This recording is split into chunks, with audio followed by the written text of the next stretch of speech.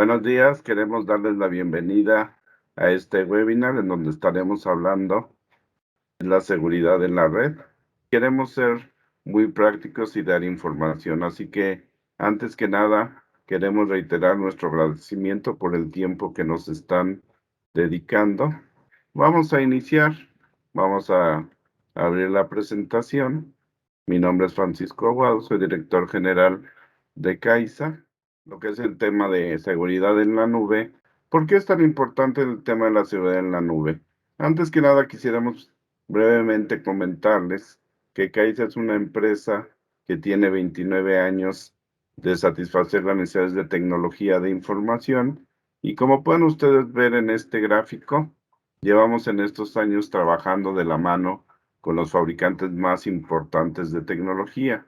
18 años con IBM, 9 años con Oracle y ahora estamos regresando, 16 años con SAP, 18 años y seguimos trabajando con Microsoft.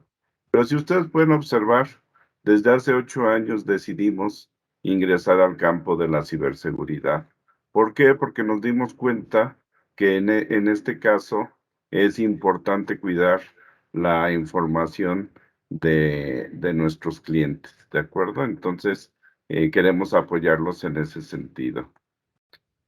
¿Cuáles son los tres temas que vamos a ver dentro de esta plática de la seguridad en la nube? Lo primero son los retos de la digitalización y específicamente en la nube pública. El segundo, cómo la plataforma de seguridad en la nube cambia a lo que estamos acostumbrados. Y finalmente, algunas recomendaciones relacionadas con las mejores prácticas. Vamos a iniciar sobre los retos de la digitalización y nube pública. ¿Por qué decimos que esto es relevante? Bueno, no hay duda de que Internet y la digitalización es algo que está afectando al mundo en general. De hecho, si ustedes se pueden dar cuenta, desde el 9 de junio del 2011, la ONU declaró el acceso a Internet como un derecho humano y ellos comentan que precisamente es importante ya que basado en el Internet se puede acompañar a la humanidad en el crecimiento. Así que para nosotros va a ser muy importante el hecho de que podamos aprovecharlo al máximo. Pero esto presenta un reto. Nuevamente, queremos comentar que la digitalización ocurrió ya desde hace algunos años. ¿En qué momento podemos decir que la digitalización se convirtió en un punto relevante? Ahí quisiéramos comentarles lo siguiente. La digitalización se considera como el momento en el cual todo lo que nosotros conocemos se pudo llevar a conversión de 1 y 0. Es decir, que el video, el sonido, la información pudiera ser transmitido en forma electrónica. Eso es lo que se llama digitalización. Y eso fue avanzando cada vez hasta llegar a dispositivos móviles, lo cual causó una revolución. Sin embargo, ya una vez que se reconoció que las empresas deberían de aprovechar la información a través de la digitalización, llegó el COVID, llegó la pandemia. Y junto con la pandemia, la necesidad de digitalización se exponenció. Como pueden notar ahí, se dice que la digitalización creció en un 80%. Sin embargo, en México se dice que los efectos positivos de la digitalización pueden llegar a los 65,000 millones de dólares aportados al PIB para el 2024. Así que no cabe duda que este es un beneficio importante de la digitalización. Esa es la parte bonita, podríamos decir, ¿verdad? Y esto nos llevó a casos como en la cuarta revolución industrial, en el que la cuarta revolución industrial nos indica que todas las actividades relacionadas con la manufactura ahora podían ser llevadas a beneficios tales como aprovechar la información con la inteligencia artificial, también aplicar la nanotecnología y algo que es muy importante y relevante que se conoce como el Internet de las cosas. Antes con el Internet conectábamos a las personas, a los seres humanos. Ahora, desde hace ya algunos años, la idea es poder llegar a conectar los dispositivos a Internet y por lo tanto obtener información relevante que redunde en beneficios. Y ahora con lo que es la 5G, esto se está exponenciando. Y términos como Machine Learning y Deep Learning nos indican que ya ahora toda esta información la podemos aprovechar y llevarlo a conceptos de analítica que nos permita tomar decisiones. No cabe duda que la digitalización y la revolución industrial tendrán grandes beneficios para cada uno de nosotros y para las empresas que representamos. Sin embargo, así como hay beneficios en el sentido de poder explotar la información, si hablamos de ciberseguridad, se puede decir que prácticamente se expandió la superficie de ataque.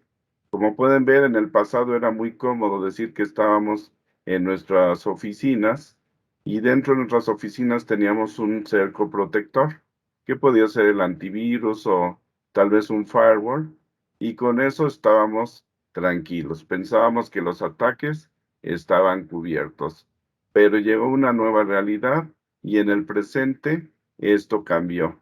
Hoy podemos trabajar desde diversos lugares, acceder a la escuela, a la oficina, oficinas móviles, y entonces ya el tema de la ciberseguridad se volvió más complejo. Por eso estamos en la era que se dice que la superficie de ataque es mayor. Quiere decir que los atacantes no solo están pensando en llegar a nuestra oficina, sino incluso en el traslado. Y aquí queremos poner un ejemplo. Normalmente ustedes pueden tener el dinero muy seguro en el banco, pero ¿qué tal del cajero a la casa? En esa etapa de transporte hay peligro. Bueno, eso es lo que está ocurriendo en la ciberseguridad. Así que, tomando este ejemplo, queremos comentarles el por qué se dice que se expande la superficie de ataque. Si ustedes pueden ver en la parte central donde dice Network, ahí podemos ver que, pues digamos que en el pasado solo nos preocupábamos por nuestra oficina y nuestra red y entonces poníamos un firewall y estábamos listos. Sin embargo, el semicírculo intermedio nos dice que empezó a crecer históricamente el número de dispositivos que accedían, como a través de teléfonos móviles, a través de tabletas, y entonces llegaron las redes Wi-Fi. Y con las redes Wi-Fi, de nuevo la ciberseguridad se vio comprometida. Para los atacantes era más sencillo burlar el cerco de seguridad de la oficina a través de estos elementos. Y si del lado izquierdo en dispositivos seguimos viendo, llegó el Internet de las cosas y ahora estamos en el punto en el cual cualquier atacante pudiera aprovechar estos elementos de lo que se llama Operation Technology. ¿Qué es Operation Technology? Este elemento en el cual las grandes empresas de manufactura conectaron sus equipos de producción al Internet. Y esto les da grandes beneficios. Podemos medir bien la productividad, pero también es cierto que el atacante pudo tener un área de superficie más amplia para atacarnos. Y en la parte central de donde dice Network, ahora nos enfrentamos a una realidad diferente. Ya no solo son los equipos y la red Wi-Fi, sino ahora tenemos lo que se llama el SDN, que es que nuestra red pueda ser diseñada como software. Y cuando hablamos de software, hablamos de algo que se llama APIs, que son conectores. Y estos conectores son un punto de ataque para los ciberatacantes. Ahora también manejamos conceptos en la parte baja de network, la parte más lejana de la oficina, en el que tenemos que ver que los balanceadores de carga, la productividad y lo que es la parte de lo que se conoce como comunicaciones encriptadas son un punto importante. Por eso, si ustedes se dieron cuenta cuando vino esta pandemia y todos nos fuimos a trabajar a casa, ¿qué sucedió? En ese momento las VPN se volvieron importantes. ¿Por qué?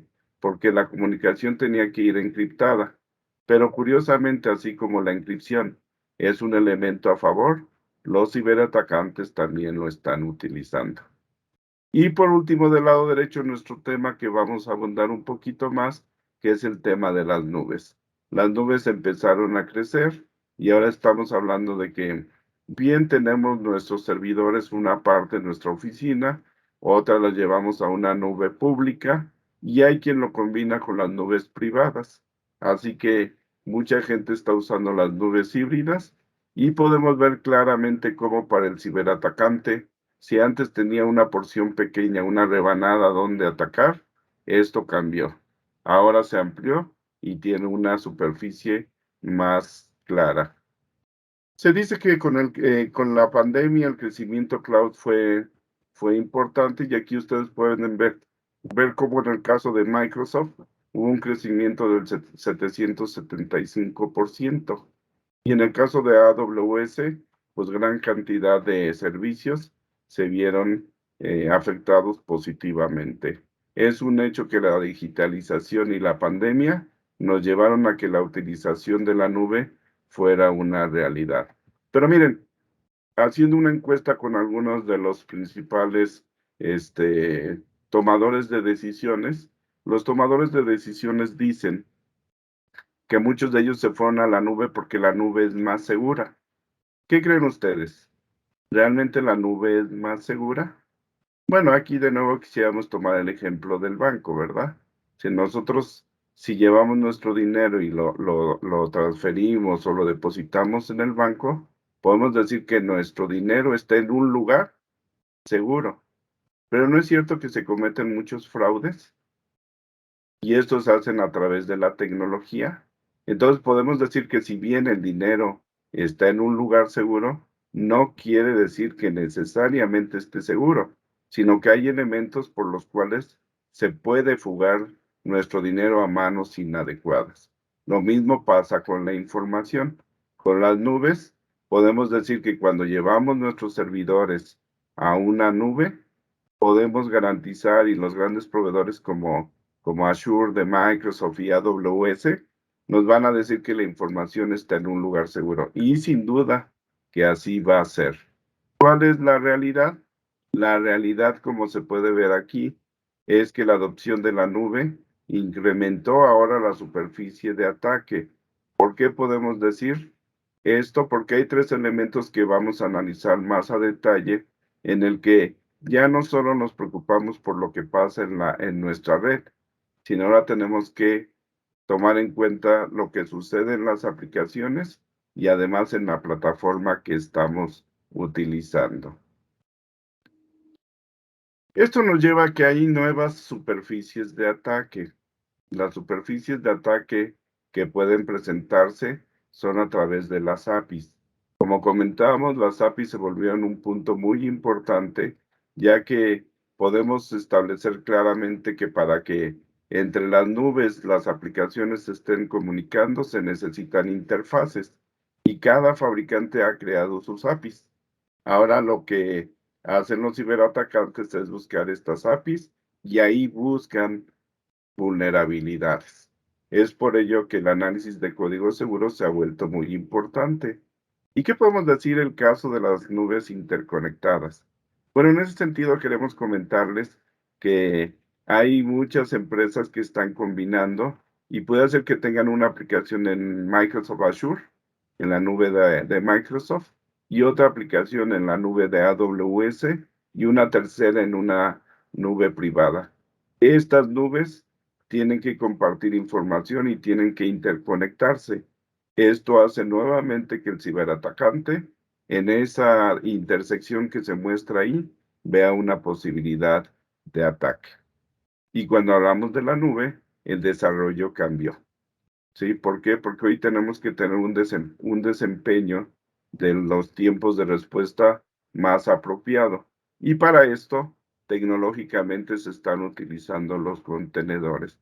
¿Qué son los contenedores? Bueno, digamos que esta virtualización de los elementos, incluyendo el sistema operativo. Y entonces, al crear estos pequeños segmentos de trabajo, esta nueva tecnología también se vuelve, pues digamos que vulnerable. O, más que decir vulnerable, requiere de tecnología de seguridad especializada.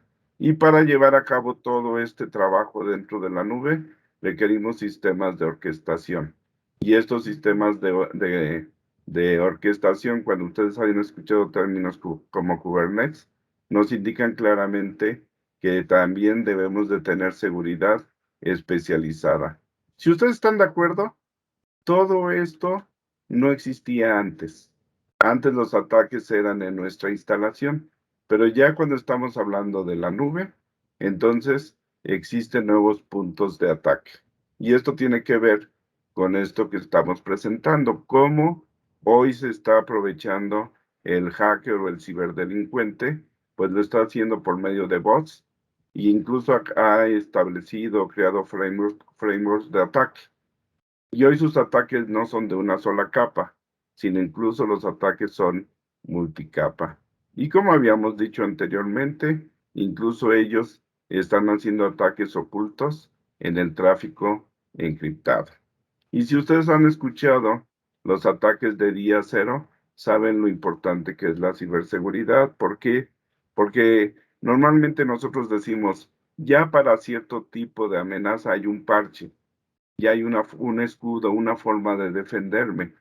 Pero en realidad, desde que se crea una amenaza hasta que se crea un parche, todo este tiempo es tiempo peligroso para nuestra instalación.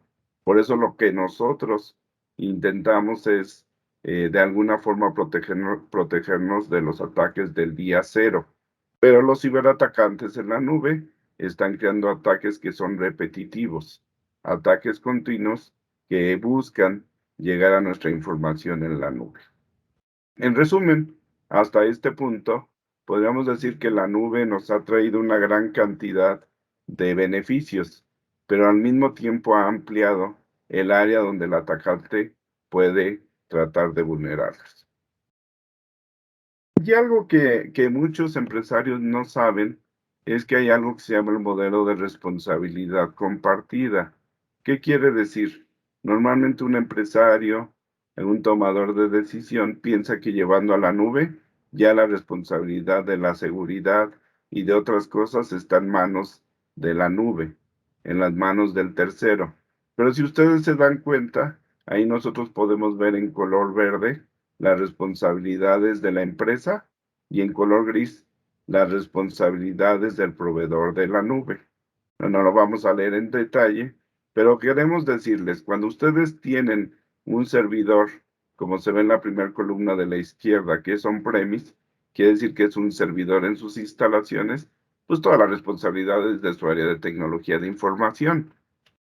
Pero cuando nosotros llegamos a contratar la información de infraestructura como servicio, es decir, cuando nos llevamos nuestros servidores a una nube solamente, entonces quiere decir que los tres escalones de abajo, los tres niveles de abajo son responsabilidad del proveedor, pero todos los relacionados incluso con control de acceso y de la información siguen de color verde. Esto quiere decir que nosotros, aunque hayamos contratado la nube, tenemos que tener soluciones de ciberseguridad específica.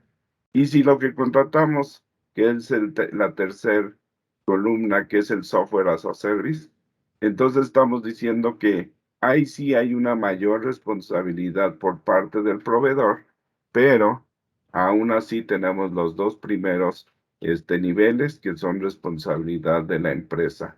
Y la realidad es que la mayor cantidad de usuarios en la nube se encuentran en la columna intermedia, es decir, en la infraestructura como servicio. Quiere decir que tenemos que seguir trabajando en la ciberseguridad, que en este momento no lo hemos delegado al estar en la nube, sino que nosotros como empresa tenemos que buscar cómo poder tener soluciones precisas para un área que hoy es mayor, una superficie que el ciberatacante puede aprovechar al máximo. Y aquí esta no la vamos a explicar, solo queremos ver porque la anterior es un modelo compartido de responsabilidad que maneja Fortinet. Este es el que maneja AWS y cada fabricante de la nube nos va a decir qué responsabilidad es del cliente y qué responsabilidad es del proveedor de lo que es la nube. En resumen, si queremos decirles que siempre que estemos trabajando en la nube, tenemos que pensar en una solución de ciberseguridad correcta. Hay muchos elementos involucrados a este respecto, Y habíamos dicho que hay tres pilares que tenemos que cuidar ahora en la ciberseguridad que se muestran del lado izquierdo, que son las aplicaciones, la plataforma y la red. Antes prácticamente veíamos la parte de la red, pero ahora fíjense cómo en la parte de aplicaciones hay cuestiones como la parte del correo. Hoy por hoy los mayores ataques de ciberseguridad siguen siendo a través del correo electrónico. Y van ustedes a ver cuando Juan Carlos les platique sobre dónde provienen los ataques, van a ver algo interesante, ¿verdad? Va a ser sorpresivo. Pero también viene la parte web y lo que es la parte de controladores de balanceo. Así que hoy esta parte de aplicaciones requiere soluciones específicas. Y en cuanto a plataformas, aquí está el punto en el que les decíamos que ya se están utilizando contenedores, que ya se requieren herramientas como el CASB, que se ve en la parte de plataforma. ¿Qué es la parte de CASB? Lo vamos a ver más adelante, pero hoy por hoy ustedes han visto que tenemos cada vez más aplicaciones que están en la nube y que se están utilizando dentro de la empresa y a veces ni siquiera lo sabemos. Por ejemplo, ¿han usado ustedes aplicaciones para compartir fotos, archivos grandes y demás? Esas aplicaciones son aplicaciones que de alguna forma están en la nube, pero que también deben de ser cuidadas. Tienen que ser corporativas y hay que tener cuidado. Y hoy en la red tenemos que cuidar los temas de segmentación. Así que si ustedes se pueden dar cuenta en este slide, nuevamente los elementos involucrados en la seguridad crecieron y las soluciones que utilizábamos anteriormente cambiaron.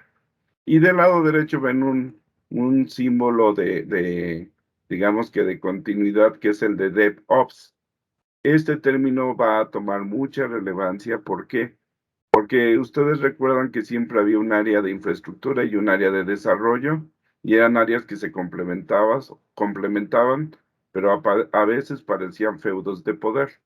Hoy, en la época de la nube, la combinación de herramientas de desarrollo y de operaciones ya es única, e incluso hay perfiles de personal que se manejan así. Y lo mismo aplica en cuanto a la seguridad. ¿Qué es el CASB? Como les decíamos, el CASB de alguna forma nos permite el mantener cuidados de ciberseguridad para nuestras oficinas o el trabajo remoto, para cuando estamos utilizando aplicaciones que están en las nubes. El CASB es una solución de ciberseguridad que nos permite monitorear y hacer el control de acceso en la nube, que nos permite tener cumplimiento de algunas regulaciones. Algo muy importante que es la seguridad de datos, ¿verdad? Es algo que nosotros tenemos definitivamente que cuidar, ¿verdad? Y la prevención de ataques es lo que el CASB nos permite utilizar. Obviamente, si nosotros preguntamos cuántas empresas, cuántas compañías que hoy están en la nube tienen una solución de CASB, sabemos la respuesta, muy pocas. ¿Sí? La ciberseguridad requiere nuevas herramientas y el CASB es una de ellas. Así que poco a poco ustedes irán viendo cómo cuando quieran fortalecer su seguridad tendrán que pensar en una solución como esta. Y aquí pueden ver cómo cuando hablamos de CASB, ¿sí? En la parte de arriba pueden notar cómo, ¿sí? Hay ciertas aplicaciones que están en la nube que no están permitidas y que sin embargo los empleados de una empresa están utilizando. Hay algunas que están permitidas, por supuesto, como Salesforce o como Office o Microsoft 365, y hay algunas que están permitidas para la infraestructura como servicio. Pero el CASB lo que nos va a ayudar es a conocer lo que es el Shadow IT Analysis.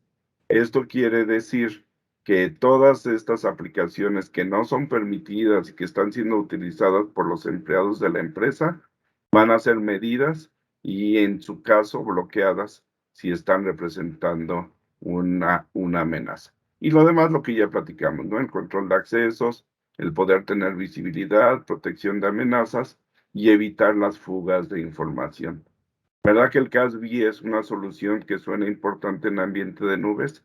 Lo es cuando utilizamos este tipo de aplicaciones y es algo que se irá implementando progresivamente en las empresas. Y hay algo que se llama el Cloud Workload Protection. Esto también es una nueva herramienta de ciberseguridad en la nube que nos permite pues, administrar los riesgos e incrementar nuestra seguridad de datos, detección y respuesta a amenazas, tener cumplimiento regulatorio y análisis e investigación de tráfico. Lo que es importante es que esta solución nos va a permitir ver las ciberamenazas que están ocurriendo entre las nubes. Por eso se dice que tenemos esta visibilidad en donde nosotros podemos tener una política de seguridad, configuración, ¿sí? Sobre lo que son las nubes, ¿no? Y además podemos automatizar lo que es el control de amenazas. CWP, y en este caso pusimos el de Fortinet. Saben ustedes que nosotros somos partner de Fortinet. El nombre que tiene es FortiCWP y básicamente tiene esta tarea de poder controlar la seguridad entre las nubes y ofrecer estos beneficios. Y algo que se tiene que pensar es que cuando manejemos un CWP, el personal involucrado debe de tener conocimientos o un perfil de DevOps. Como les decía, esta es una metodología que permitirá que los desarrollos sean llevados desde su construcción hasta su puesta en marcha mediante estos conceptos que nos permitan cuidar, entre otras cosas, lo que es la administración de vulnerabilidades, el cumplimiento regulatorio, si las cuentas que tienen que ver con la seguridad y así elementos que poco a poco se irán conociendo. Sabemos que hoy las empresas no tienen este perfil y sabemos que cuando se aplique la ciberseguridad, los expertos lo harán tomando en cuenta estos conceptos. Así que, en resumen, ¿qué podríamos decir? En resumen, la nube nos está trayendo y la digitalización una gran cantidad de beneficios, pero al mismo tiempo la superficie creció. Los ciberataques crecieron y además tenemos que tomar en cuenta que existe este modelo de responsabilidad compartida.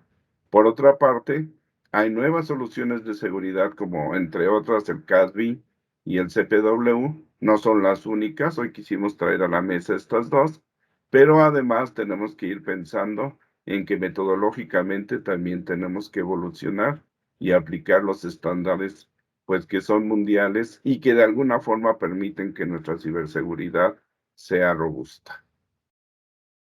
Así que, ¿cuáles son las mejores prácticas? Son las mismas en realidad que teníamos antes, pero ahora se tienen que exponenciar. Hoy tenemos que concientizar. Hoy cada uno de los empleados debe entender que el trabajo que realiza puede poner en riesgo la información y la propia supervivencia de la empresa. Se tiene que pensar que las empresas efectúen análisis de vulnerabilidades y en casos de periodicidad, las pruebas de penetración. Estos dos nos permitirán adelantarnos y Juan Carlos en la parte de hacking ético nos va a platicar más sobre de esto. Y las soluciones avanzadas de ciberseguridad, como el EDR, que nos permite de alguna forma protegernos de lo que es el ransomware, y dos de las que vimos el día de hoy, el CPW, el CASB, y aprovechar soluciones de inteligencia artificial. Y cuando hablamos de ciberseguridad, tenemos que decirlo, nunca se termina el trabajo. Los hackers trabajan las 24 horas del día, los 365 días del año y por lo tanto requiere de un esfuerzo continuo. Así que básicamente el tema de la ciberseguridad en la nube, tenemos que decirlo que está creciendo y que de alguna forma hoy los empresarios, así como están tercerizando en llevar sus servidores a la nube, hoy algunos están viendo en tercerizar y llevar la seguridad con empresas que les puedan dar el servicio como algo que se llama servicio administrado, que es algo de lo que en CAISA hemos venido haciendo durante los últimos áreas. Pues bien, esta parte de lo que es la seguridad en la nube es lo que acabo de presentar. No sé si en el chat alguien quiera hacer alguna pregunta.